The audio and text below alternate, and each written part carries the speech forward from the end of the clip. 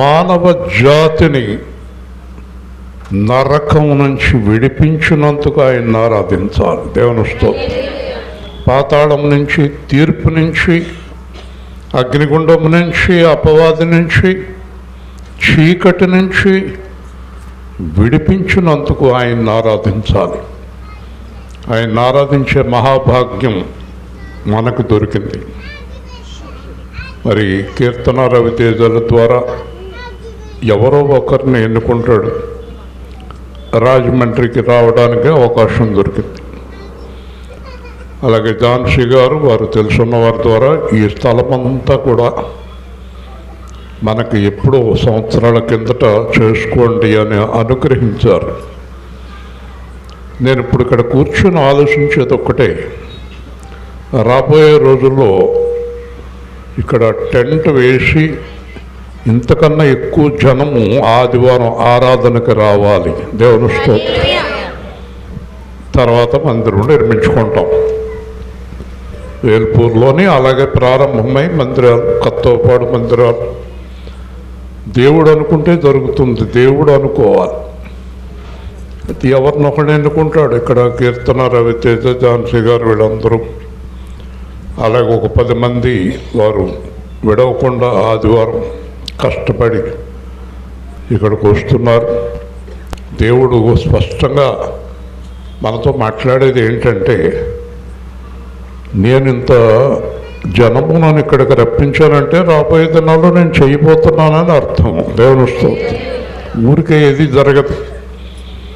మనం అనుకుంటే ఇక్కడ క్రిస్మస్ జరగదు, దేవుడు అనుకుంటే జరుగుతుంది. కాబట్టి ఈ క్రీస్తుని ఆరాధించేవారు ఒక విషయాన్ని గ్రహించాలి. చీకటిలో నుంచి మనలను వెలుగులోనికి పిలిచిన దేవుణ్ణి మహిమపరిచేటటువంటి కార్యక్రమం. ముఖ్యంగా యేసుని ఎరుగని వారికి యేసుని గురించి బోధించడానికే మనకి క్రిస్మస్ ఒక అవకాశం. యేసుని ఎరుగని వారికి యేసుని గురించి మనము తెలియచేసేటటువంటి అవకాశం ఇది. ఆశ్చర్యం ఏంటంటే, ఈ క్రిస్మస్ అనే పండుగ ప్రపంచమంతా కుల మత భేదాలు లేకుండా జరుపుకుంటారు. నేను ఒక 10 సంవత్సరాలు కర్ణాటక ప్రాంతం కోలారు అక్కడ ఉన్నప్పుడు, నేను యేసు ప్రభు అంటే నాకు అసలు ఏమీ తెలియదు, పూర్తిగా వ్యతిరేకని. అప్పుడు మా ఆడిటర్స్, మా బ్యాంక్ మేనేజర్స్ వాళ్ళందరూ కూడా, మూర్తి గారు ఈరోజు మా ఇంటికి భోజనానికి రావాలి అన్నారు. ఎందుకు రావాలి అన్నాను. క్రిస్మస్ అన్నారు. అదేంటి మీరు క్రిస్మస్ చేస్తారా? వాళ్ళు ఇంతంత నామాలు పెట్టుకుని ఉంటారు ఆడిటర్, మీరు క్రిస్మస్ చేస్తారా అంటే, క్రీస్తు అందరికీ దేవుడేనండి అన్నారు వాళ్ళు. దేవుని స్తోత్రం. ఆ రోజు నాకు అర్థం కాల, క్రీస్తు అందరికీ ప్రభు అట. కాబట్టి ఈరోజు మనకు భేదాలు అవసరం లేదు. ఇది వాళ్ళది, ఇది మనది అనేది వద్దు. యేసుక్రీస్తు మానవ జాతి కొరకు బలైనటువంటి దేవుడు. మనం ఆయన వెలుగుకి సాక్షులుగా ఉండాలని మనం ఈ క్యాండిల్ వెలిగిస్తాం. అర్థమవుతుంది కదా? అందులో లైట్స్ ఆఫ్ చేయండి.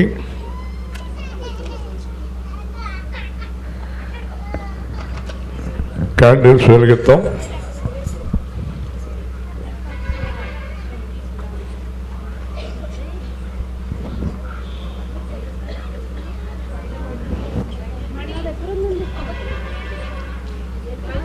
స్వాతి గారు ఎవరైనా రావాలండి?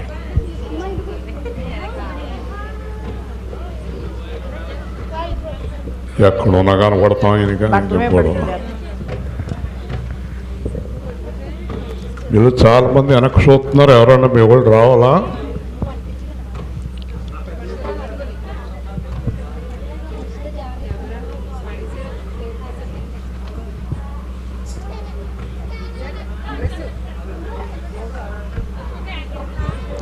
ఇంకా లైట్లు వెలుగుతూనే ఉన్నాయి.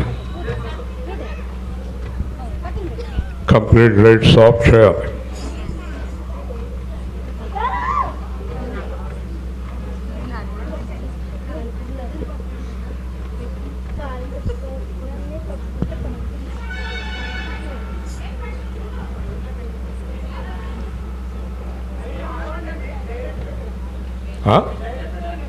లైట్లు ఆరవంట. ఆర్వా చేత డైరెక్ట్ పెట్టేశారా? సరే అయితే యెహోషువ గారు మాట్లాడకండి, ఎవరు మాట్లాడకండి. నాకు అందరూ కనిపిస్తారు చివరి బయట ఉన్నవాళ్ళు కూడా. మోషే కళ్ళులాగా పనిచేస్తుంటాయి. ఎవరు మాట్లాడకండి. బేబమ్మ గారు ఇంకెవరైనా రావాలా? మనవాళ్ళు ఎవరు మాట్లాడొద్దంటే అర్థం ఏంటి? దేవుడు ఈ లోకమునకు వెలుగై ఉన్నాడు. ఆయన సృష్టికి మొదట వెలుగు కమ్మని పలికెను. ఆ ప్రకారమే వెలుగు వచ్చెను. వెలుగుని చీకటిని వేరుపరచెను. ఆయన కుమారుడు వెలుగులోనికి మానవ జాతిని నడిపించటానికి క్రీస్తు యేసుగా లోకానికి వచ్చి చీకటి నుండి వెలుగులోనికి అపవాది నుండి దేవునిలోనికి నడిపించెను. ఆయన వెలుగు మేము సాక్షులము. రక్షకుండు దయించినాడు మన కొరకు పరమా రక్షకుండు దయించినాడు. మన కొరకు పరమా రక్షకుండు దయించినాడు.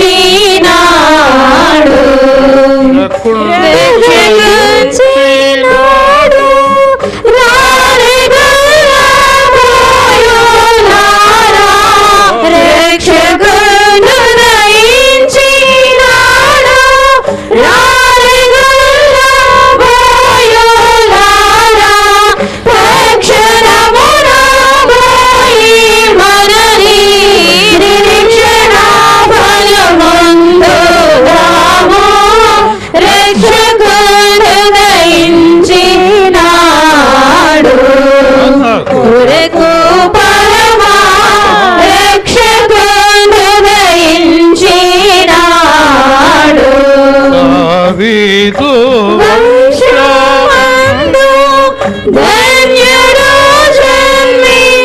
జన్మించినాడు. దావీదు వంశమందు ధన్యుడు జన్మించినాడు. దేవుడగు యెహోవా మన దిక్కుదేరి చూచినాడు. రక్షకుండు దయించినాడు. కొరకు పరమా రక్షకుండు దయించినాడు.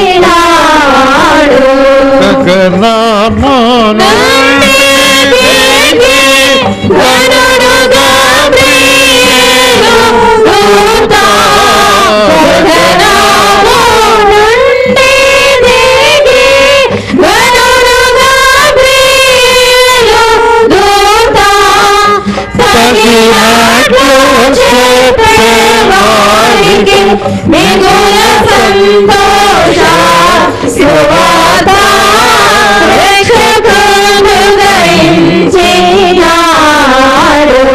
మన కొరకు పరమా రక్షకుండు దయించినాడు. వర్తమానము చెప్పే దూత వైభవమున పోచున్నాడు. వర్తమానము చెప్పే దూత వైభవమున పోచున్నాడు. కాంతలో చూచిన వెనుక కాంతము విశ్రామంబపుడు రక్షకుండు దయించినాడు. మన కొరకు పరమా రక్షకుండు దయించినాడు. శుభుల తోటిలోన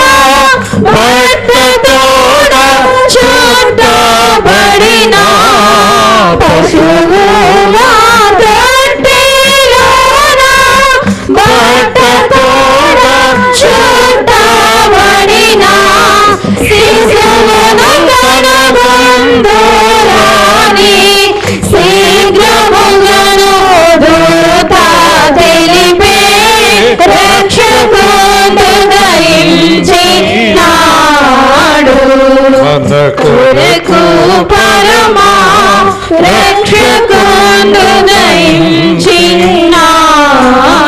ఒకరికొకరు ఆనవాలు చెప్పుకొనుచు ఒకరికొకరు ఆనవాలు చెప్పుకొనుచు అనుమతించే గడకు క్రీస్తు అందరికీ తెలిసినాడు. రక్షకుడు దయించినాడు. మన కొరకు పరమా రక్షకుడు దయించినాడు. Happy happy Christmas. Merry merry Christmas. Happy happy Christmas. Merry merry Christmas. Merry merry Christmas. Happy happy Christmas. Merry merry Christmas. Happy happy Christmas. క్రీస్తు రాజుకి, జై. రాజుల రాజుకి, జై. ప్రభుల ప్రభుకి. జై. కోతులు ఆర్పేసి జాగ్రత్తగా పక్కన పెట్టండి.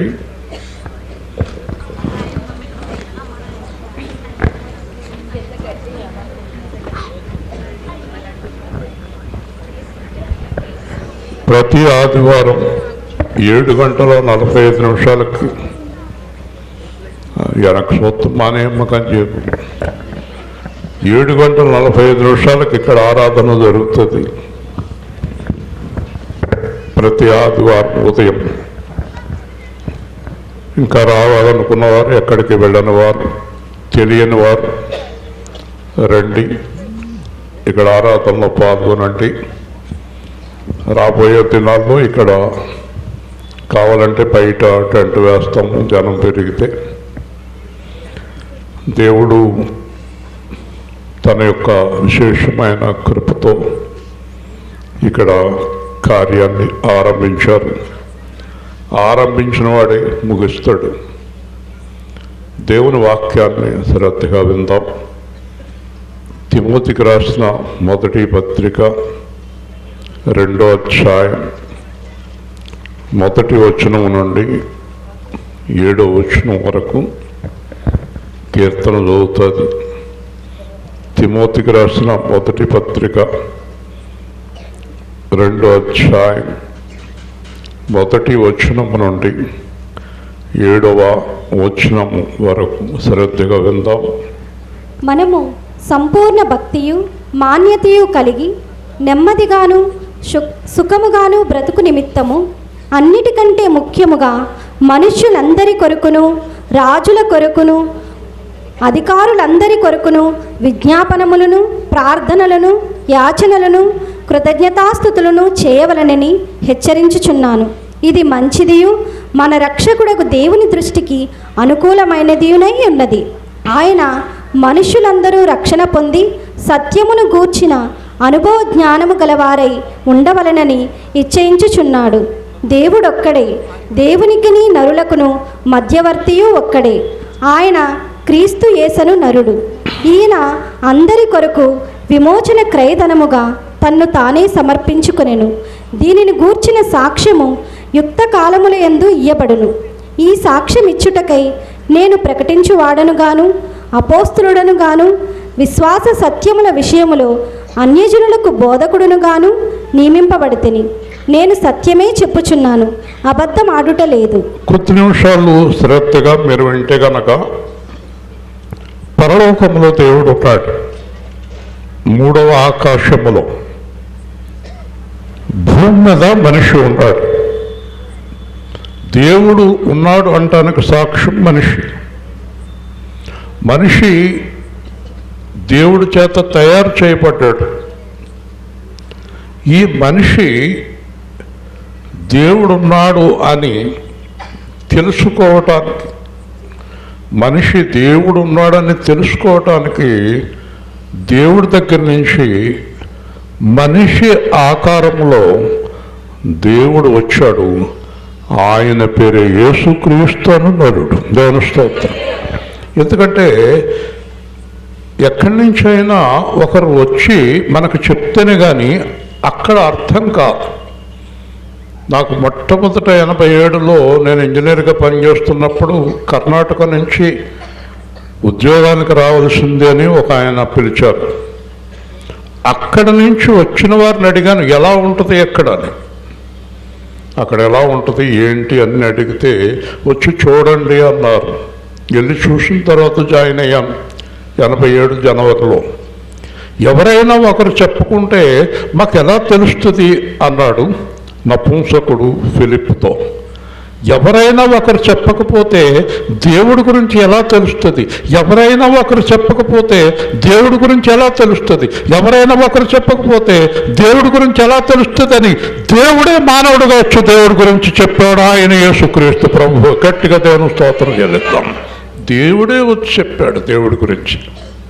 బైబిల్ అంతా కూడా దేవుడు తన గురించి చెప్తూ ఉంటాడు. నేను దేవుడను, రక్షకుడను, ప్రకటించినవాడను, విడిపించువాడను, రక్షించువాడను నేనే అని ఆయన చెప్తాడు. కాబట్టి దేవుడి గురించి దేవుడే సాక్ష్యం ఇస్తున్నాడు. యేసు ప్రభు దేవుడి గురించి చెప్పడానికి వచ్చాడు. అంతకుముందు మనం దేవుడు అంటే దేవుడు దేవుడు దేవుడు అన్నాం. కానీ యేసు ప్రభు ఈ లోకానికి వచ్చిన తర్వాత మీరు దేవుణ్ణి దేవుడు అనండి పర్వాలేదు, కానీ అంతకంటే గొప్ప మాట ఒకటి మీకు చెప్తున్నాను, దేవుడు మనకి తండ్రి అన్నాడు. హల్లెలూయా చెప్పండి. ఎంత అద్భుతం అండి. నాన్న అని పిలవమన్నాడు, తండ్రి అని పిలవమన్నాడు. దేవుడు మనకు తండ్రిగా ఉన్నాడు. యేసు ప్రభు రాకపోతే దేవుడు అనేవాళ్ళం, కానీ దేవుడు ఎలా ఉన్నాడో తెలియదు. ఆ దేవుడు ఎక్కడున్నాడో తెలియదు.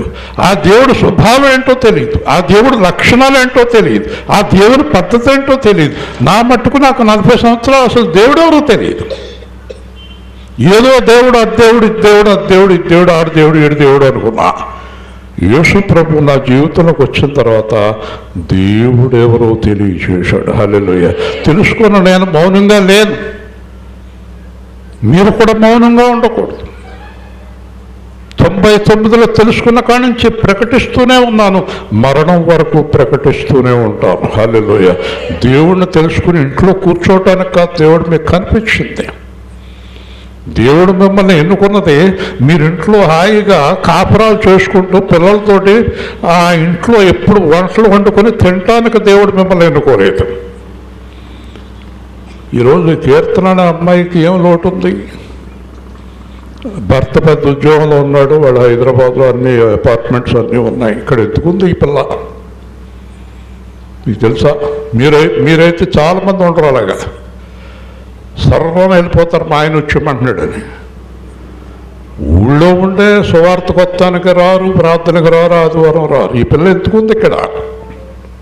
తెలుసా మీకు? ఈ చుట్టుపక్కల వారికి దేవుణ్ణి తెలియచేయాలని ఇక్కడ ఉంటుంది. ఆ పిల్ల. దేవుని స్తోత్రం చెప్పండి. వింటున్నారా? ఎవరో ఒకళ్ళు బాధ్యత తీసుకోకపోతే దేవుడు ఎలా తెలుస్తాడు? యెషయాను పెదవులు కాల్చిన తర్వాత దేవుడు అంటున్నాడు, నేను ఎవరిని పంపేదను, నేను ఎవరిని పంపను అంటున్నాడు దేవుడు. అప్పుడు యెషయా అంటున్నాడు, నేనున్నాను, నన్ను పంపండి. హల్లెలూయా.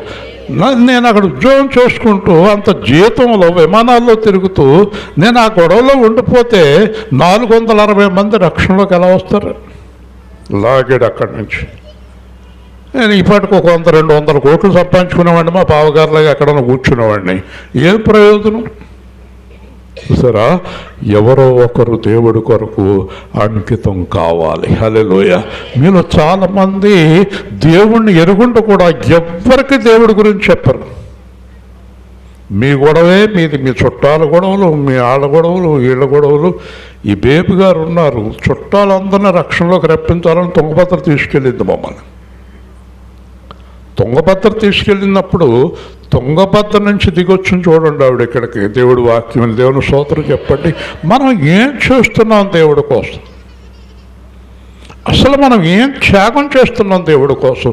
ఒక్కరంటే ఒక్కరినైనా దేవుడి గురించి చెప్పి దేవుడి దగ్గర నా కూతురు, నా కొడుకు, నా మొగుడు, నా పెళ్ళం, నా ఇల్లు, నా అపార్ట్మెంటు, నా ఆస్తి, నా తిండి, నా సుఖం, నా సౌఖ్యం. ఇదేంటండి?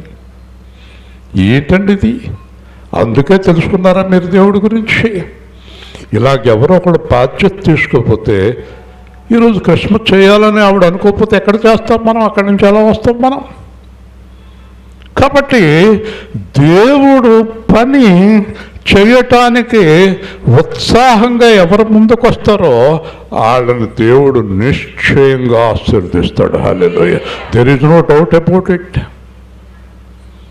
నిశ్చయంగా ఆశీర్వదిస్తాడు.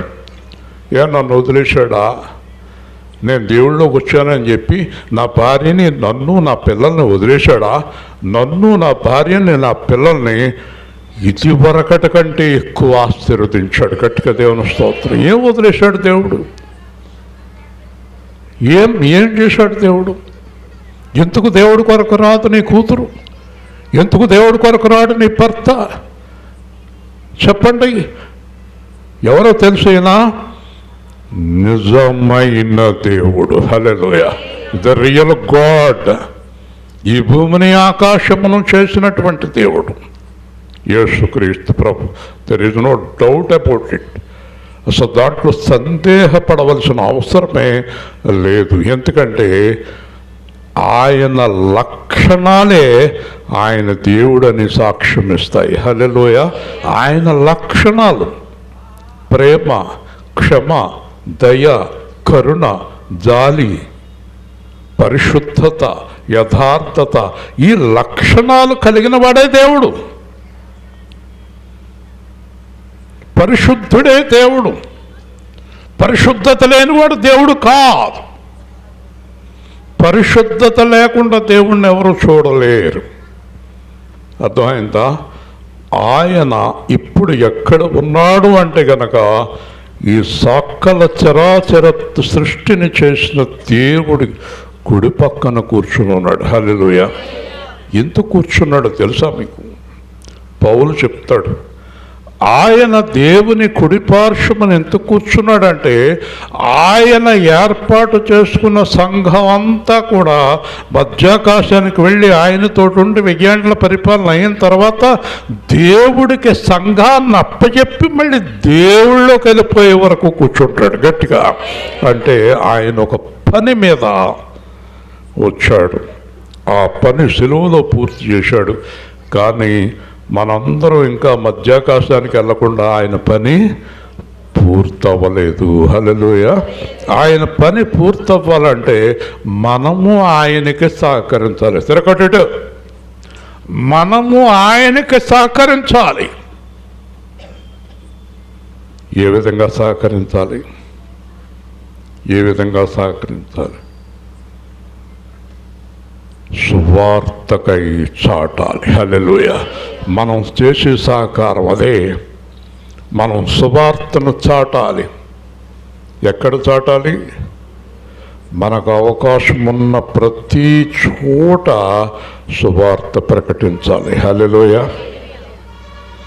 హానోకు వలె సాగెదా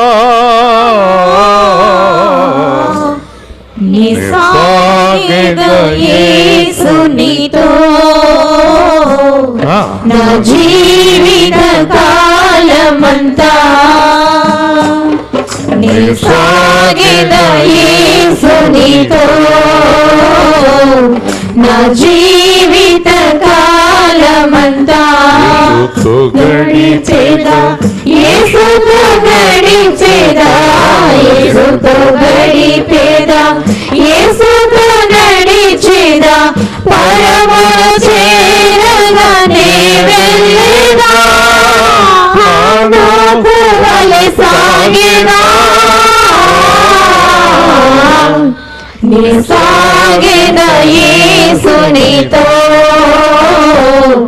నా జీవిత కాలమంతా మరచిన తండ్రి విరచిన తల్లి మరచిన తండ్రి విరచిన బంధువులే నన్ను వెలివేసిన బలవంతునితో సాగేదా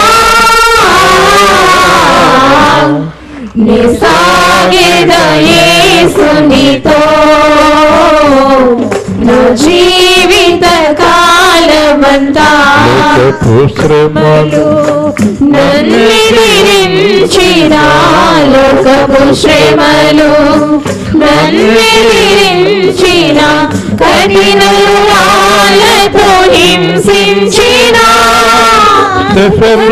వలె సాగెదా సాగెద యేసునితో నా జీవిత కాలమంతా బ్రతుకుట క్రీస్తు చావైతే లాభమే బ్రతుకుట క్రీస్తే చావైతే లాభమే క్రీస్తుకు హత సాక్షిగా మారినా పౌలు వలె సాగెదా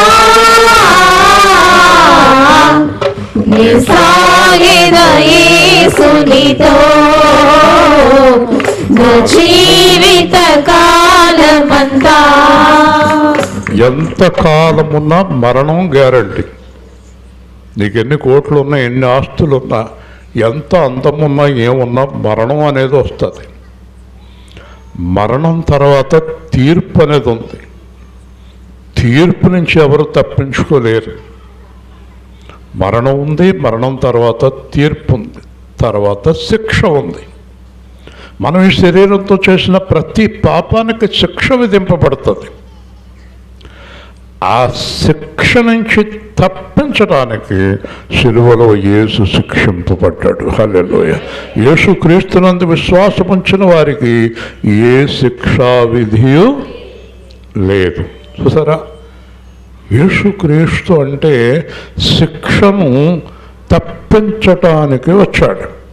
కాబట్టి ఇక్కడ సంపూర్ణ భక్తి మాన్యత కలిగి, సంపూర్ణ భక్తి నెమ్మదిగాను సుఖముగాను బ్రతుకు నిమిత్తము మనుష్యులందరి కొరకు, రాజుల కొరకు, అధికారుల కొరకు విజ్ఞాపన, ప్రార్థన, యాచన, కృతజ్ఞతాస్తుతులు చెల్లించవలెను. మనందరము ఒక పనిని కలిగి ఉన్నాం. చాలా శ్రద్ధగా వినండి. మనందరము అంటే క్రీస్తు యేసునందు రక్షణ పొందిన వారు ఒక పనిని కలిగి ఉన్నాం. ఆ పని ఏంటో తెలుసా? మనమందరము అందరి కొరకు ప్రార్థన చేయాలి. హల్లెలూయ.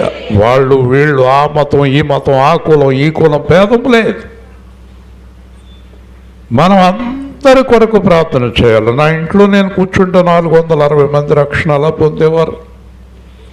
మీలో ప్రతి ఒక్కరూ ఒక కుటుంబాన్నైనా రక్షణలోనికి నడిపించేటటువంటి ఒక పట్టుదల కలిగి ఉండాలి. అది కూడా మన వల్ల జరగదు.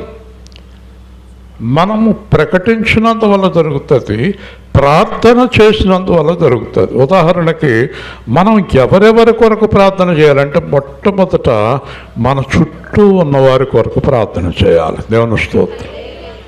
2, మన రాజమండ్రి అధికారుల కొరకు ప్రార్థన చేయాలి. మన రాష్ట్ర అధికారుల కొరకు ప్రార్థన చేయాలి. దేశపు అధికారుల కొరకు ప్రార్థన చేయాలి.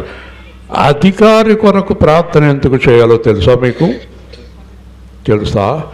ఒక నాయకుడు అనేవాడు స్వార్థపరుడై లంచగొండి అయి ఉంటే కనుక ఎంతో నష్టం జరుగుతుంది ప్రజలకు. మనము ఆ నాయకులు యథార్థంగా ఉండాలని ప్రార్థన చేస్తే, ఒక నాయకుడు ఖచ్చితంగా ఉంటే ప్రజలకు ఎంతో మేలు జరుగుతుంది. హల్లెలూయ. నాయకుడు స్వార్థపూరితుడై, నాయకుడు ఒక మతానికి సంబంధించిన వాడై, నాయకుడు అనేవాడు తన గురించే ఆలోచించుకునేవాడై, తానే కోట్లు సంపాదించుకుంటూ ప్రజలకు న్యాయం చెయ్యని వాడైతే ఎంత ప్రమాదమో మనకు తెలుసు. కాబట్టి నాయకుల కొరకు అధికారులు, కలెక్టర్ గారు, అనేక అధికారులు ఉంటారు. అధికారుల కొరకు చెప్తున్నాడు చూడండి. ఎదురుగుండా చూస్తారు, దాన్ని కొట్టకుండానే ఇక్కడికి రమ్మని పంపించారా ఏంటి? కొట్టు. కాబట్టి అది కూడా నేనే చెప్పాలండి. కాబట్టి మనుష్యులందరి కొరకు చెప్పండి, 850 కోట్ల మంది కొరకు 850 కోట్ల మంది కొరకు ప్రార్థన చేయాలి మనం. అర్థమైందా మీకు? మనిషి అన్నవాడు అందరి కొరకు ప్రార్థన చేయాలి. రెండోది ఏం చెప్తాడంటే రాజులు అంటే అధిపతుల కొరకు మనం ప్రార్థన చేయాలి, అధికారుల కొరకు ప్రార్థన చేయాలి. అంటే మనం అందరి కొరకు ప్రార్థన చేయాలి. అంటే ప్రార్థన చేయాలంటే ఏం చేయాలి చెప్పండి? ఏం చేయాలి? వాళ్ళను ప్రేమించాలి. దేవుని స్తోత్రం. ప్రేమించకుండా ప్రార్థన పనిచేస్తుందా? ప్రభువా వాడు సంగతి చూడు అని ప్రార్థన చేసే వాళ్ళు ఉంటారు. అదేం ప్రార్థన? అది ప్రేమతో చేసే ప్రార్థన. ఆ సంగతి చూడాలా? తప్పు కదూ. మనం ఏం చేయాలి తెలుసా? ఒకవేళ అతను తేడాగా ఉంటే ప్రభువా అతన్ని మార్చండి అనాలి. హల్లెలూయా. మనకి తీర్పు తీర్చే అధికారం లేదు. ఆయన్ని మార్చండి, ఆవిడ్ని మార్చండి, ఆయన్ని మార్చండి అని ప్రార్థన చేయాలి. రానింగ్లో ఒకసారి ఏదో ప్రార్థన షాప్ పెట్టారండి పాపం. మధ్యలో అందరూ గొడవ కింద ఉన్నారంటే ప్రార్థన చేశాం. అనుకోకుండా ఊరి చివరికి వెళ్ళిపోయింది. దేవుని స్తోత్రం. నాకు యూట్యూబ్లో చెప్తున్నారు 4 సంవత్సరాల నుంచి పంట పోతానే ఉందంట, పంట రావటం లేదంట. పాస్టర్ గారిని తీసుకెళ్ళి సంఘ పెద్దలు అందరూ వెళ్ళి అక్కడ ప్రార్థన చేశాక ఈ సంవత్సరం పంట అద్భుతంగా వచ్చిందంట. దేవుని స్తోత్రం. ప్రార్థన చేయాలి అందరి కొరకు. మీలో శత్రువులు లేని వారు చేయొద్దండి. దొంగ చేతులు ఎత్తారంటే ఊరుకోను. శత్రువులు లేనివారు మీకున్నారేంటమ్మా? ఎందుకంటే శత్రువుల గురించి ప్రార్థన ఎలా చేస్తాం మనం? హృదయంలో శత్రుత్వం ఉందనుకోండి ప్రార్థన చేయలేం కదా. కాబట్టి అందరినీ ప్రేమించాలి. హల్లెలూయా. ముఖ్యంగా మనకి హాని చేసిన వాళ్ళని ప్రేమించాలి, మనకి కీడు చేసిన వారిని ప్రేమించాలి. ఆయన ఏం చేశాడు? మేకులు కొట్టిన వారిని కూడా ప్రేమించాడు. హల్లెలూయా. మేకులు కొట్టింది ఎవరో చెప్పాలి. మేకులు కొట్టింది ఎవరు? ఎవరు చెప్పకపోతే ఇంక నేను ఏలుబూరు తణుకు తీసుకెళ్ళను పోస్ట్ మీద. మేకులు కొట్టింది ఎవరు? ఎవరు చెప్తున్నారు? సాహస్ చెప్తుందా? మేకులు కొట్టిన వారు ఆయన పిల్లలే. గట్టిగా ఒకసారి తండ్రిని కొడుకు చంపేస్తున్నాడు కదా. మరణ వాంగ్మూలం తీసుకున్నారు. ఒక 4 సంవత్సరాల కిందట వాళ్ళ అబ్బాయి పొడిచేసాడు వాళ్ళ నాన్నని. కళ్ళంట నీళ్ళు వస్తాయి మనకి. హాస్పిటల్లో ఇంకా ఒక 6 గంటలు చచ్చిపోతాడు. పోలీసులు, లాయర్ గారు, జడ్జి గారు, బొమ్మూరావిడ ఏదో మాట్లాడుతున్నారు. వెళ్ళిన తర్వాత మరణ వాంగ్మూలం తీసుకుంటున్నారు. అక్కడ ఎవరు పొడిచారు? మా అబ్బాయి అండి. మరి ఏం చేయమంటారు? మా అబ్బాయిని క్షమించండి. మా అబ్బాయి తాగితే మనిషి కాదండి. ఆడికి నా మీద చాలా ప్రేమ. నేనేదో అన్నానని ఆ తాగిన మైకులో పొడిచేశాడు. తర్వాత తాగుడు దిగిపోయాక తెగేడ్చేస్తాడు. ఆడు గుండెలు బాధేసుకుంటాడు తాగుడు దిగిపోయిన తర్వాత. కాబట్టి నా మరణ వాంగ్మూలం ఏంటంటే మా అబ్బాయిని విడిచిపెట్టండి అని చెప్పి గట్టిగా. నాకు చాలా బాధ కలిగింది ఆ వాంగ్మూలం విని. ఎందుకంటే నిజమైనటువంటి దేవాది దేవుడు, ఆయన నిజమైన దేవుడు అంటానికి గొప్ప సాక్ష్యం అది. హల్లెలూయా. ఆయన నిజమైన దేవుడు అంటానికి గొప్ప సాక్ష్యం ఏంటంటే, తండ్రి వీరేమి చేయుచున్నారో వీరికి తెలియదు, వీరు కూడా నా పిల్లలే కదా, వారిని క్షమించండి. దేవుడు అంటే కక్ష తీర్చుకునేవాడు కాదు. దేవుడు అంటే నీ సంగతి చూస్తాననేవాడు దేవుడు కాదు. వెనుక నుండి తన్నింది ఒకరు, తన ముందు నిలిచి నవ్వింది మరి ఒకరు. వెనుక నుండి తన్నింది ఒకరు, తన ముందు నిలిచి నవ్వింది మరి ఒకరు. బంతులాడినారు, పలు బాధలు పెట్టారు. బంతులాడినారు, పలు బాధలు పెట్టారు. నారు తెరువలేదా ప్రేమ, బదులు పలుకలేదాయ ప్రేమ, నోరు తెరువలేదాయ ప్రేమ, బదులు పలుకలేదాయ ప్రేమ. ఇది ఎవరి కోసమో, ఈ జగతి కోసమే, ఈ జనుల కోసమే, ఈ జగతి కోసమే, ఈ జనుల కోసమే. సాగుగారు ప్రభుదేహము పైన పాపాత్ముల కొరడాలెన్నో నాట్యమాడినాయి, నడివీధుల నడిపాయి, నాట్యమాడినాయి, నడివీధుల నడిపాయి. నోరు తెరువలేదాయ ప్రేమ, బదులు పలుకలేదాయ ప్రేమ. చెప్పండి, ఆ ప్రేమ మనలో ఉందా? వారి ముఖ లక్షణమే సాక్ష్యం ఇచ్చింది. The face is indication of heart కదా. ముఖంలో తెలిసిపోద్ది ప్రేమ ఉందో లేదో, ముఖంలో తెలిసిపోద్ది కదండి. కపటం ఏది, నిజం ఏది, అన్నీ మనకు దేవుడికి ఎంత దాచుకుందో అన్న దాగన ముఖం ఇచ్చాడు మనకు. దేవుని స్తోత్రం.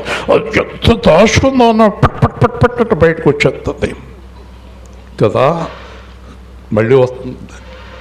కాబట్టి ముఖ లక్షణమే సాక్ష్యం ఇచ్చింది.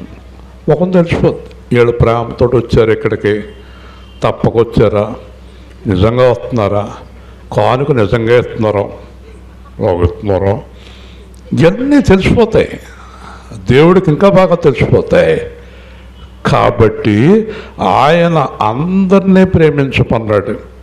కానీ ఒక విషయాన్ని గుర్తుపెట్టుకోండి మీరు, ఎందుకంటే కొంతమందికి తెలియక మరి ప్రేమించమన్నారు, మమ్మల్ని ఎందుకు తిట్టారు అంటారు అని కాబట్టి చెప్తున్నాను. తెలిసి తప్పు చేసేవారికి శిక్ష విధింపబడును. దేవుని స్తోత్రం. అది తప్పదు. ఆ విషయంలో గట్టిగా ఉంటాడు. ఏమన్నాడు చివరిలో? పరిశుద్ధుడిని పాపం చేసేవాడిని జీతాలు.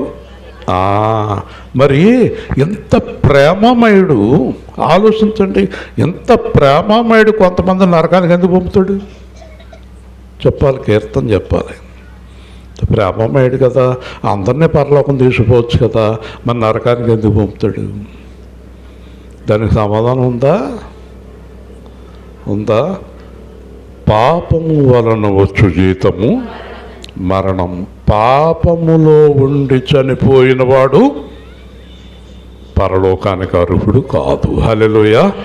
పాపం తీసివేయటానికి వచ్చాడు. ఇప్పుడు ఇంతకీ పాపం చేసేవాడిని యేసు ప్రభు ప్రేమిస్తాడా? ఎస్, పాపిని ప్రేమిస్తాడు. మర్చిపోకండి ఈ మాట. పాపిని ప్రేమిస్తాడు, పాపాన్ని ద్వేషిస్తాడు. పాపిని ప్రేమిస్తాడు, పాపాన్ని ద్వేషిస్తాడు. నీలో పాపం ఉన్నంతకాలం నిన్ను తన బిడ్డగా అంగీకరించడు. నువ్వు పాపాన్ని విడిచిపెట్టాకే నువ్వు నా బిడ్డగా అంగీకరిస్తాడు. హల్లెలూయా. కాబట్టి ప్రేమిస్తాడు. పాపుల్ని ఏం చేస్తాడు? ఎప్పుడు దాకా ప్రేమిస్తాడు? అంతం వరకు. చనిపోయే ముందైనా మారతారేమో అని చూస్తాడు. హల్లెలూయా. చనిపోయే ముందైనా మారతారేమో అని దేవుడు ఆశతో చూస్తాడు. కాబట్టి ఎవరిని స్వతహాగా ఆయన నరకానికి పంపాలని అనుకోడు. ఆయన నరకానికి పంపాలనుకుంటే ఈ లోకానికి మానవుడిగా రాడు. కాబట్టి మనం ఏది విడిచిపెట్టాలి? పాపాన్ని విడిచిపెట్టాలి. పాపాన్ని విడిచిపెట్టినా పాప క్షమాపణ పొందకుండా పాపం మనల్ని విడిచిపెట్టదు. పాపం మనల్ని విడిచిపెట్టదు. ఒకరోజు కోర్టు దగ్గర ఒక భార్యాభర్తలకు విడాకులు అయిపోయినాయి. విడాకులు అయిపోయాక భార్య అంటే అతను చాలా భయంకరమైన వ్యక్తి అన్నమాట. విడాకులు అయిపోయాక చాలా సంతోషంగా బయటకు వచ్చి ఆనందంగా వాళ్ళ అమ్మతోటి వాళ్ళ అందరితోటి, అమ్మ విడాకులు అయిపోయినాయి, కోర్టు మంజూరు చేసేసింది, విడాకులు అయిపోయిన సంతోషపడుతుంటే వచ్చాడు వెనకాల ఎవరు? మొగుడు. ఏంటి విడాకులు అయిపోయినాయి అని సంతోషంగా ఉన్నావా? జడ్జి గారు లేదు, లాయర్ లేదు, నిన్ను నేను వదిలిపెట్టను అంటున్నాడు. విడాకులు అయిపోయినాయి అనుకుంటున్నావేమో, జాగ్రత్తగా వినండి. నిన్ను నేను వదిలిపెట్టను, ఏదో ఒక రోజు నిన్ను నేను పొడిచేస్తాను. అప్పుడు ఆవిరైపోయింది సంతోషం. వాడు వదిలిపెట్టడంట. వాడెవరో తెలుసా? అపవాది నిన్ను వదిలిపెట్టడు. గట్టిగా దేవుని స్తోత్రం. హల్లెలూయా. అపవాది మనల్ని ఎప్పుడు దాకా వదిలిపెట్టడు? ఎప్పుడు దాకా? మరణం దాకా. కాబట్టి మరణం దాకా అపవాది వదిలిపెట్టడు కనుక మరణం వరకు ఎవరిలో నిలిచి ఉండాలి? దేవుళ్ళో నిలిచి ఉండాలి. హల్లెలూయా. నువ్వేదైనా పాపం చేస్తే వాడికి అవకాశం. అమ్మగారు మాట్లాడకండి, పెద్దమ్మగారు, కత్తోపాడికి పెద్దమ్మగారు, మీరు ఏదైనా పాపం చేస్తే దేవుడు వదిలిపెట్టడం చెప్పాలి. పాపం చేస్తే వదిలిపెట్టడు. కాబట్టి రక్షణ పొందకుండా మనల్ని పాపము విడిచిపెట్టదు. హల్లెలూయా. యేసుక్రీస్తు నామములో మీరు నీటిలో మునిగి రక్షణ పొందేదాకా మిమ్మల్ని పాపం విడిచిపెట్టదు. సంహార దూత మిమ్మల్ని విడిచిపెట్టడు, వేసేస్తాడు ఏదో టైంలో. అదోంది మీకు. రక్షణ పొందమని ఎందుకు చెప్తాను తెలుసా? మతాల గురించి కాదు. మతాలు ఎవరికి కావాలి? I don't like. నేను అసలు మతం అనేదే ఇష్టపడే వ్యక్తిని కాదు. నేను మార్గాన్ని పట్టుకున్నాను. నేను ఆ మార్గంలోకి నడిపించటానికి నేను వాక్యాన్ని బోధిస్తున్నాను. మీ హృదయం మారాలి.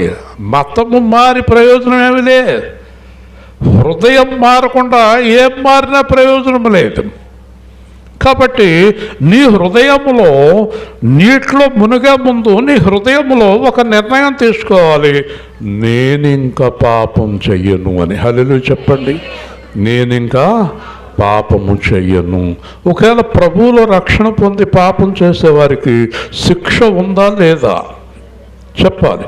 కఠినమైన శిక్ష. ఇప్పుడు సమయం సరిపోదు కానీ యేసు ప్రభువుని నమ్ముకొని పాస్టర్ కానీ పాస్టమ్మ కానీ పిల్లలు కానీ విశ్వాసులు కానీ అదే పాపం కొనసాగిస్తే వారికి కఠినమైన దండన. హల్లెలూయా చెప్పండి, గట్టిగా చెప్పండి. ఇప్పుడు మనం రక్షణ ఎప్పుడు పొందాలి? అమ్మగారు, రక్షణ పొందనోళ్ళు రక్షణ ఎప్పుడు పొందాలి? నేను పాపం చేయకూడదని నిర్ణయించుకున్నాక రక్షణ పొందాలి. హల్లెలూయా. రక్షణ పొందిన తర్వాత పాపం చేయటానికి వీలు లేదండి. ఎందుకంటే ఆ పాపము కొరకే ఆయన సిలువేయబడ్డాడు. హల్లెలూయా. పాపము చేయువారు యేసుక్రీస్తుని మరలా మరలా సిలువ వేయుచున్నారు. హల్లెలూయా. ఓకేనా? కాబట్టి అందరి కొరకు ప్రార్థన చెయ్యాలట. ఇది మంచిది, రక్షకుడకు దేవుని దృష్టికి అనుకూలమైనది. ఒకరోజు ఏలూరులో ఒక 250 మంది సేవకులు ప్రార్థన జరిగింది. ఆర్ఆర్కే ముత్తు గారు నాకు అభిషేకం ఇచ్చారు. ఆయన వచ్చారు. అందరూ మొత్తం ఆంధ్రప్రదేశ్ దైవజనులు అందరూ వచ్చారు. ఆ రోజు అందరి చేత ఆయన ప్రార్థన చేయించాడు. ఇప్పటికీ గుర్తు నాకు. మా అందరి చేత ఆర్ఆర్కే ముత్తు గారు సేవకుల చేత, విశ్వాసులైతే ఒక 70-80 వేల మంది వచ్చారు. ఆయన ఒక ప్రార్థన చేయించాడు. ఏమని చేయించాడు తెలుసా? నా భారతదేశంలోని ప్రతి ఒక్కరూ నా ప్రభు రక్షణ పొందాలని ఎలుగెత్తి ప్రార్థన చేశాం. హల్లెలూయా. ఎందుకంటే నా ప్రజలు, నా భారతదేశంలో ఉన్న ప్రజలందరూ కూడా పాపము నుండి విడుదల పొందాలి. హల్లెలూయా. అర్థమైందా మీకు? మనం రోజు కన్నీరు కార్చాలి. ఉదయకాలం ముందు దేవుడి దగ్గర కన్నీరు కార్చాలి. ఉదయకాలం ముందు దేవుడి దగ్గర కన్నీరు కార్చాలి. వింటున్నారా? అటు ఇటు చూస్తున్నారా? తలకాయ గబుక్కున పక్కెందుకు తిరుగుతుందో? దేవుడి మీద ఉంటే తిరగదు, లోకం మీద ఉంటే తిరుగుతుంది ఆ పక్కకి తలకాయ. నేను రోజు ఉదయకాలం ముందు అందరి కొరకు ప్రార్థన చేస్తున్న వారు కుడి చేయి చూపించండి.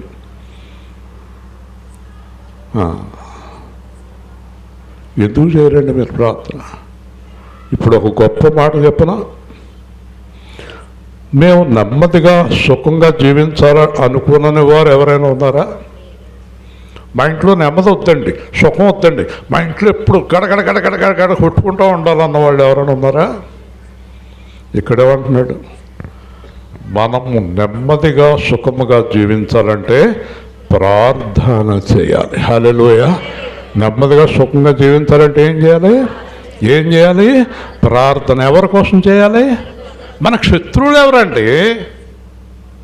అసలు మనకు శత్రువులు ఎవరో తెలుసా మీకు? ఒక్కడే మన శత్రువు, ఆడు అపవాది. అర్థమైందా? మనకు శత్రువులు ఎవరు లేరండి. ఒకవేళ ఇక్కడ కూర్చున్న వాళ్ళు ఎవరినైనా మీ శత్రువుల పేరు రాసి అమ్మ ప్రార్థన చేస్తానంటే 15 పేజీలు ఎట్టుకొస్తారేమో పేరు. ఇంకేం దేవుడు పెట్టావు నువ్వు? ఇంకేం దేవుడు పెట్టావు అమ్మ నువ్వు? కాబట్టి మన ప్రభువు యొక్క హృదయం మనం కలిగి ఉంటే మనకు శత్రువులే లేరు. మా వీధిలో కొంతమంది నన్ను చూసి నిలబడతారు, వెళ్తుంటే నిలబడతారు. కొంతమంది అలా కూర్చుని అంటారు, వాళ్ళనే ప్రేమిస్తాను, వీళ్ళనే ఒక అమ్మాయి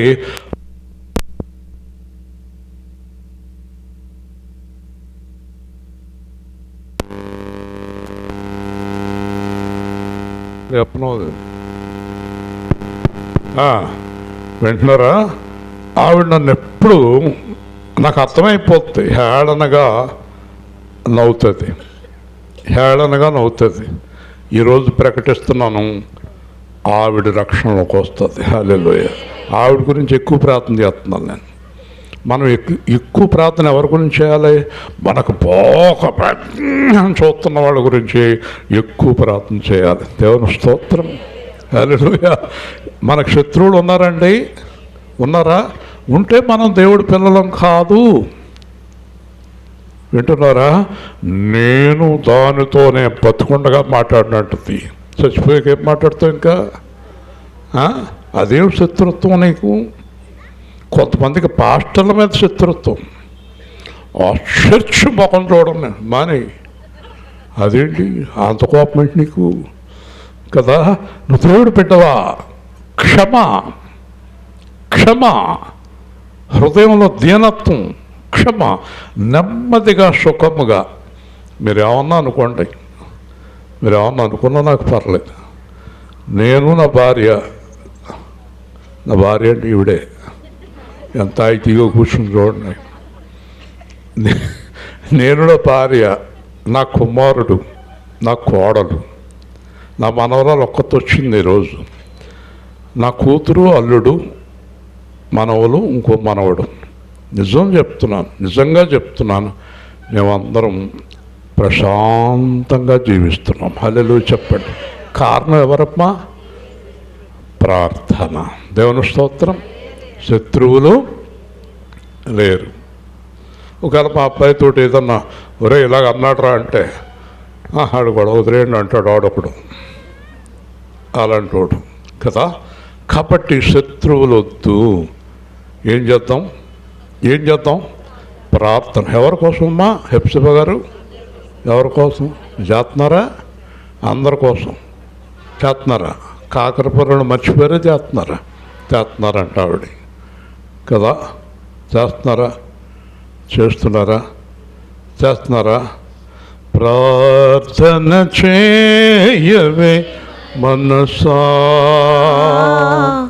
ప్రార్థన చేయవే మనసా, నీ మొర దేవుడు వింటాడు, నీ మొర దేవుడు వింటాడు. ప్రార్థన చేయవే మనసా, ప్రార్థన చేయవే మనసా, అందరిలో శ్రేష్ఠుడవనుచు స్తుతించవేవో మనసా, స్తుతించవేవో మనసా, ఆదియు అంతము నీవే అనుచు, ఆదియు అంతము నీవే అనుచు, పాడవే ఓ మనసా, పాడవే ఓ మనసా, వ్యాధులు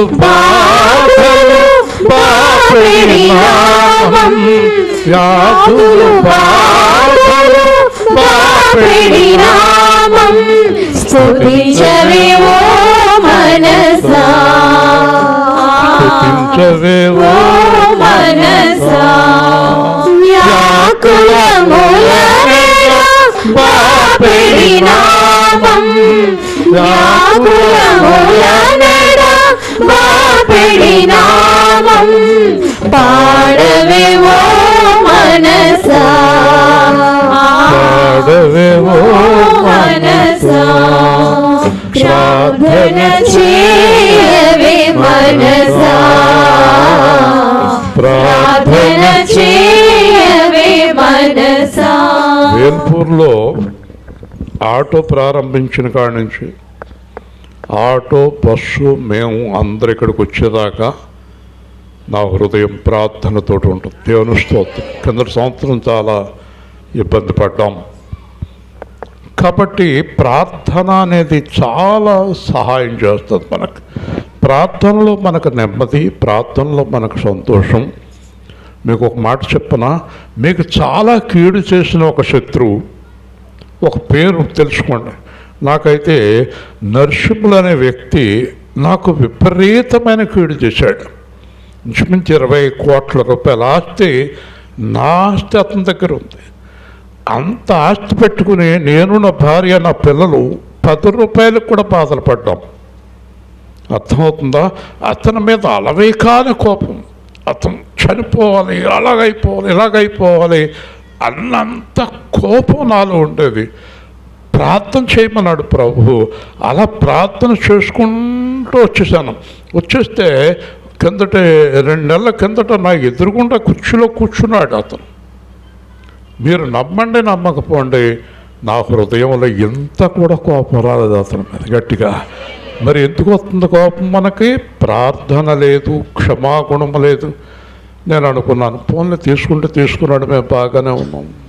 అతనికి నెమ్మది లేదు, మాకు నెమ్మది ఉంది. కాబట్టి ఈరోజు క్రిస్మస్ అంటే కేకులు కట్ చేసుకుని కదా వేసి పుట్టిన గంతులు వేస్తాం కాదండి. మన హృదయంలో క్షమాగుణం రావాలి. హల్లెలూయా. ఎవరినైనా క్షమించాలి, కక్ష పట్టకూడదు. కోపతాపాలు సహజమే, ఎవరి మీదైనా కోపం రావటం సహజమే, కానీ వెంటనే క్షమించాలి. హల్లెలూయా.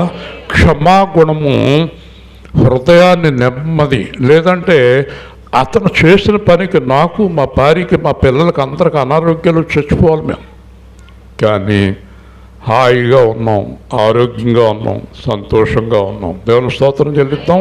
కాబట్టి మీరు ఈరోజు క్రిస్మస్ సందర్భంగా మీకు ఎవరి మీదైనా కక్షలు, కోపాలు, కార్పణ్యాలు ఉంటే విడిచిపెట్టండి. హల్లెలూయా. ఆ విగ్రహారాధన చేసేవాడిని, ఆ పూజలు చేసేవాడిని, వాళ్ళందరినీ కూడా శత్రువుల కింద చూడకండి. శత్రువుల కింద చూడకండి. ఎందుకంటే మనల్ని విగ్రహారాధనలో ఉండగా యేసు ప్రభు శత్రువు కింద చూస్తుంటే ఈరోజు ఇక్కడ నిలబడేవాళ్ళం. హల్లెలూయా. ఎవరిని కూడా శత్రువుల కింద చూడకండి. కానీ రక్షణ పొంది పాపం చేసేవారితో మాత్రం సహవాసం కట్టం. దేవుని స్తోత్రం. రక్షణ పొంది పాపం చేసేవారితో బైబిల్ చెప్తుంది సహవాసం. వాళ్ళు ఎంత కావలసిన వాళ్ళైనా సరే సహవాసం చేయకూడదండి. ఎందుకు చేయకూడదంటే మీరు సహవాసం చేస్తే వాళ్ళ పాపం నుంచి బయటికి రారు, మేము చేసేది కరెక్టుగా అంటారు. కాబట్టి ముగించుకుందాం. ఇది మన రక్షకుడైన దేవుని దృష్టికి అనుకూలమైనది. ఎవరికి ఇష్టమైనట్టుగా జీవించాలి మనము?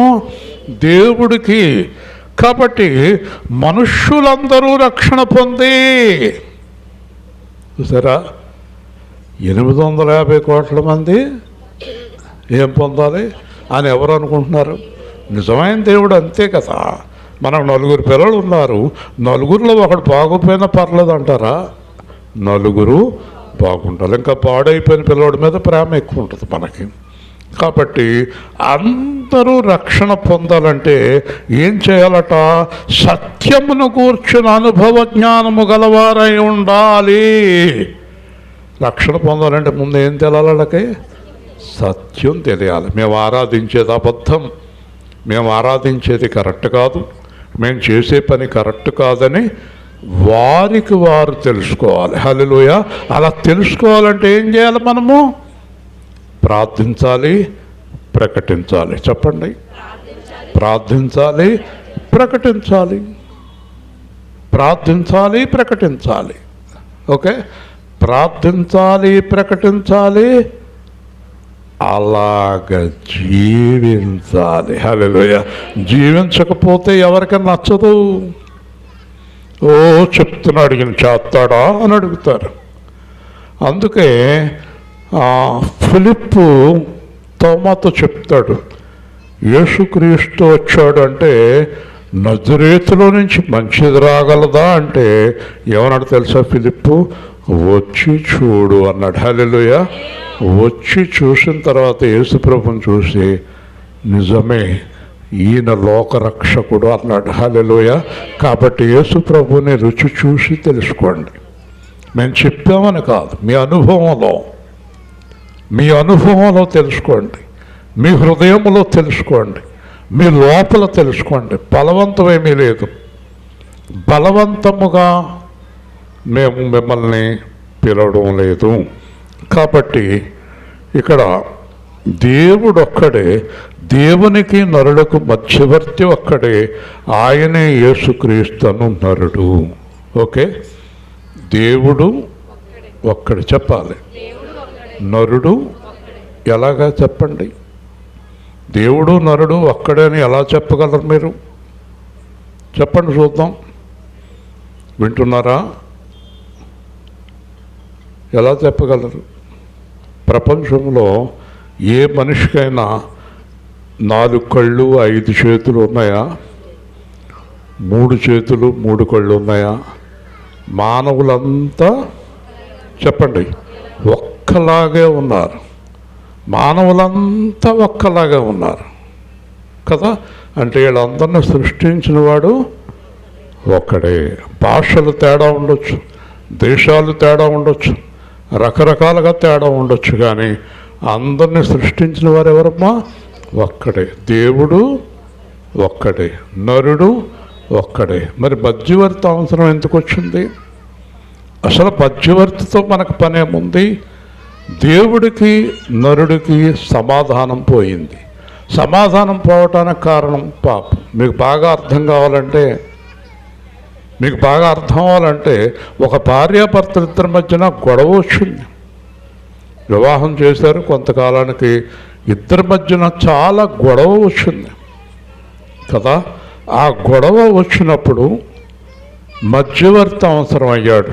ఎందుకు అందరూ అటు చూస్తున్నారు? మధ్యవర్తి అవసరం అయ్యాడు.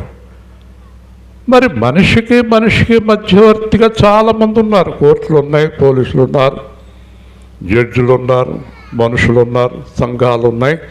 మనిషికి మధ్యవర్తి బాగానే ఉంది. మరి మనిషికి దేవుడికి మధ్యవర్తి ఎవరు చెప్పండి? మనిషికి దేవుడికి మధ్యవర్తిగా ఎవరు ఉండగలరు? దేవుడి దగ్గర నుంచి వచ్చిన వాడే మధ్యవర్తిగా ఉండగలడు. హల్లెలూయా. దేవుణ్ణి ఎరిగిన వాడే మధ్యవర్తిగా ఉండగలడు. దేవుణ్ణి ఎరగిన వాడు మధ్యవర్తిగా ఉండలేడు. కాబట్టి దేవుణ్ణి దగ్గర నుంచి వచ్చినటువంటి యేసుక్రీస్తు మానవాకారంలో వచ్చి మనకి ఆయనకి మధ్యవర్తిత్వం చేశాడు. హల్లెలూయా. అందుకే ఈ మధ్యవర్తిత్వం ఎలా చేశాడంటే భూమి ఆకాశము మధ్యలో ఆయన విరాలాడాడు. శిలువ ద్వారా ఆయన విరాలాడాడు. శిలువ ద్వారా పాపము నుంచి విడుదల చేశాడు. శిలువ ద్వారా మనకు విమోచన అనుగ్రహించాడు. కాబట్టి మానవుడు దేవుడి దగ్గరికి వెళ్ళాలంటే శిలువే మార్గం. హల్లెలూయా. ఆ శిలువ మార్గం ద్వారా తప్ప వేరొక మార్గం ద్వారా దేవుడి దగ్గరికి వెళ్ళలేరు. ఏమన్నాడు ఆయన? నేనే మార్గము, సత్యము, జీవము. నా ద్వారా తప్ప ఎవ్వరూ దేవుడి దగ్గరికి వెళ్ళలేరు. హల్లెలూయా. ఇప్పుడు అర్థమైందా? దేవుడి దగ్గర నుంచి వచ్చాడు, మనిషి దగ్గరికి వచ్చాడు, సువార్త ప్రకటించాడు, సిలువే పడ్డాడు. ఇప్పుడు మళ్ళీ ఎక్కడున్నాడు? దేవుడి దగ్గర. దేవుడి దగ్గర ఉంటే ఏం చేస్తున్నాడు ఆయన? మనందరి కొరకు ప్రార్థన చేస్తున్నాడు. హల్లెలూయా. మనందరి కొరకు విజ్ఞాపన చేస్తున్నాడు, మనందరి కొరకు కన్నీరు కారుస్తున్నాడు. అది పౌలు చెప్తున్నాడు. కాబట్టి ఈయన అందరి కొరకు విమోచన క్రయధనముగా తన్ను తానే సమర్పించుకొనెను. ఆయనే విమోచన క్రయధనముగా సమర్పించుకున్నాడు. ఏమిస్తావు అబ్బాయి? అందరి గురించి నువ్వు ఏమిస్తావు అని అడిగాడు దేవుడు. నా రక్తాన్ని చిందిస్తాను అన్నాడు. హల్లెలూయా. ఆయన సిలువకి వెళ్ళే ముందు నిబంధన చేశాడు, ఇది మీ కొరకు నేను చిందిస్తున్న రక్తము. ఆయన రక్తం ద్వారా మనకి విమోచన కలిగింది. దీని గురించి సాక్ష్యం కాలం ముందు ఇవ్వబడను. ఈ సాక్ష్యం ఇచ్చుటకై చెప్పండి, అందరూ చెప్పాలి, అందరూ చెప్పాలి. ఈ సాక్ష్యం ఇచ్చుటకై చెప్పాలి. నిన్ను నన్ను పౌలుని ఎలా ఎన్నుకున్నాడో చెప్పండి. నిన్ను నన్ను మీలో ఎంతమంది సాక్ష్యం ఇస్తున్నారు? ఎవరికైనా చెప్తున్నారు ఆయన గురించి? సాక్ష్యమిచ్చేదా మన యేసు ప్రభువు దేవుడనుచు, సాక్ష్యమిచ్చేదా మన యేసు ప్రభువు దేవుడనుచు, సాక్ష్యమిచ్చేదా మన యేసు ప్రభువు దేవుడనుచు, సాక్ష్యమిచ్చేదా మన యేసు ప్రభువు దేవుడనుచు, సాక్ష్యమిచ్చేదా. సాక్ష్యమనగా కనిన వినిన సంగతులను తెలుపుటకి, సాక్ష్యమనగా కనిన వినిన సంగతులను తెలుపుటకి సాక్ష్యమిచ్చేదా మన యేసు ప్రభువు దేవుడనుచు, సాక్ష్యమిచ్చేదా. దిక్కు దశయు లేని నన్ను దేవుడెంతో కనికరించి, దిక్కు దశయు లేని నన్ను దేవుడెంతో కనికరించు, మక్కువతో నాకు నెట్లు మనశ్శాంతినిచ్చినాడు, మక్కువతో నాకు నెట్లు మనశ్శాంతినిచ్చినాడు. సాక్ష్యమిచ్చేదా మన యేసు ప్రభువు దేవుడనుచు, సాక్ష్యమిచ్చేదా. పాడాలి ఈ పాట. సాక్ష్యం అన్నాడు పాడకూడదు. ఒకవేళ ఇవాళ నుంచి మేము సాక్ష్యం ఇస్తామంటే పాడండి. రోజుకి దేవుడి గురించి ఎంతమంది చెప్తున్నారు? అమ్మాయా అబ్బాయా మన ఇంట్లో చెప్పుకుంటామే జీవితకాలం. ఎంతమంది చెప్తున్నాం మనం దేవుడి గురించి? మా అబ్బాయి గురించి ప్రార్థించండి, మా అమ్మాయి గురించి ప్రార్థించండి, నా బతుకుని ఈ బతుకు అంతా వాళ్ళ గురించి ప్రార్థనతోటే సరిపోతుంది. అంతేనా? చెప్పండి, మొగాలు అలా పెట్టారేటి? సాక్ష్యమిచ్చేదా మన యేసు ప్రభువు దేవుడనుచు, సాక్ష్యమిచ్చేదా. పల్లెటూళ్ళ జనుల రక్షణ భారము నా పైన గలదు, పల్లెటూళ్ళ జనుల రక్షణ భారము నా పైన గలదు. సాక్ష్యమిచ్చేదా మన యేసు ప్రభువు దేవుడనుచు, సాక్ష్యమిచ్చేదా.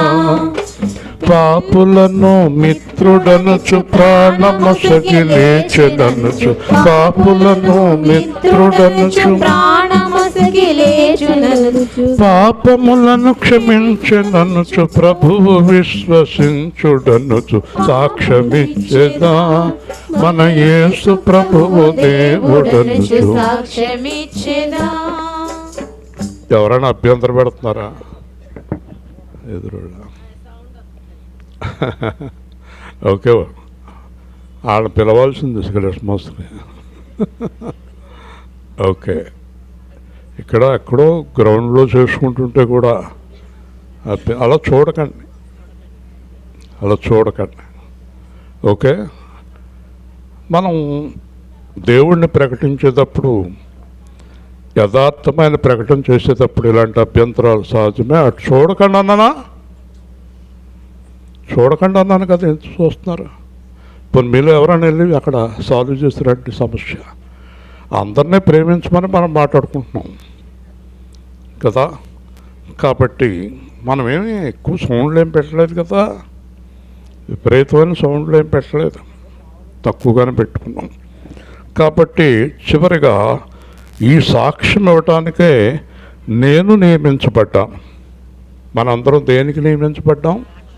క్రిస్మస్ పండుగ చేసుకోవటానికి కాదు, క్రిస్మస్ గురించి అందరికీ తెలియచేయటానికి. దేవుని స్తోత్రం.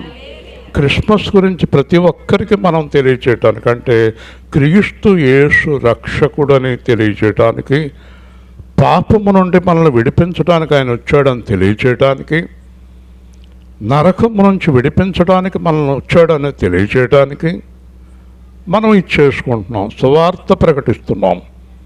కాబట్టి ఈ విధమైనటువంటి జ్ఞానము కలిగి మనము దేవుని యందు ముందుకు సాగుదాం. ముగించుకుందాం, ప్రార్థన చేసుకుందాం. అందరం ప్రార్థన చేసుకుందాం. ప్రేమగల తండ్రి, దేవాధిపతి అయిన ప్రభువా, ఈ రాత్రి కాలం ముందు మీరు నడిపించిన విధానం బట్టి స్తోత్రాలు. అభ్యంతరములు తొలగించి మిగిలిన కార్యక్రమాన్ని ఘనంగా జరిగించండి నాయన. ప్రతి ఒక్కరితో మాట్లాడే శక్తివంతుడైన దేవుడు ప్రభువా, నీ నామానికి మహిమ తెచ్చుకోమని, మీ ఆత్మతో బలపరచమని, కీర్తన కుటుంబాన్ని, ఇక్కడ పాల్గొన్న కుటుంబాన్ని, సంఘాన్ని దీవించమని, రాబోయే దినముల్లో నీ అద్భుతమైన ఆరాధన ఇక్కడ జరగడానికి సహాయం చేయమని, అనేక మందిని ఆత్మ ద్వారా నడిపించి మీ నామానికి మహిమ తెచ్చుకోమని, మిగిలిన కార్యక్రమాన్ని దీవించమని యేసు నామములో అడుగుతున్నాము తండ్రి. మంచిదండి, అంతా అయిపోయి వచ్చిందిలే. ముందు ఎవరు ఎదురింటాడు